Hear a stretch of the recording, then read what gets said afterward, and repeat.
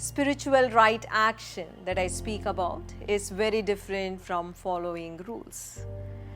The principles of spiritual right action should be applied whenever there is a conflict between what is morally right and morally wrong, and between what is ethically right and ethically wrong. Let me give you an example from Bible. This is a famous incident from Bible called Peter's denial.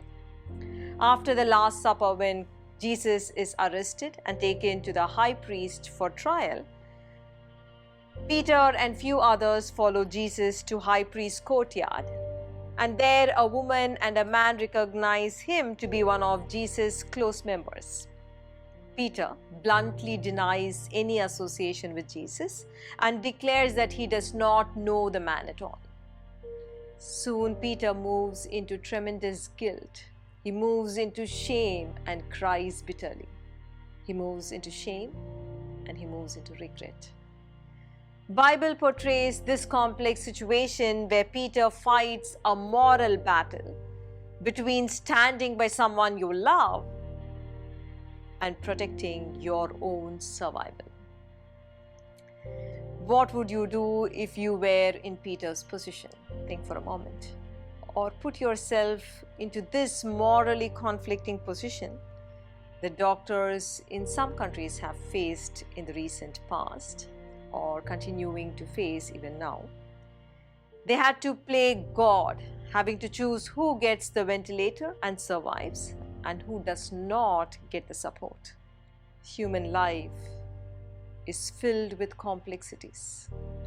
To do or not to do, to help or to say no, to wait or to ask, to buy or to refrain, to forgive or to demand an apology, to say yes or to say a no, to give or to withhold, to be patient or to demand, to suspect or to trust, to stay or to leave, to confide or to be cautious, to care or to ignore. It is in these situations that one does not know what right action is. In such deep dilemmas of human existence, the principle of spiritual right action will be your guide. Spiritual right action is a result of an inward journey you take in the thick of life. In very simple terms, it begins with right decision. You make a right decision from a beautiful state where you feel connected to yourself, where you feel connected to the people around you, and you are connected to the situation you are facing.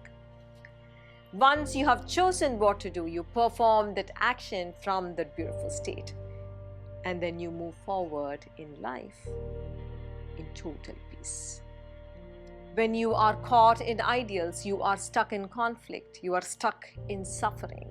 Your heart is dead because you're constantly trying to live up to the ideal. Don't you find this happen in life? Sometimes you find that while you are stuck in inaction, someone else around you is able to act with spontaneity because they were in a beautiful state of connection at that time. Our ideals limit us. They make us feel frustrated and regretful. Oftentimes, you take recourse to ideals when you do not know how to live from a beautiful state. That is, when you try to live up to standards set by religion, try to live up to standards set by society or morality. And such ideal-driven actions are often paralyzing, leads to disharmony, and leads to further chaos in your life. You perhaps are wondering if there is no room for ideals or codes at all in life. The fact is, you don't need spiritual right action in areas of life where there is no moral or ethical conflict involved.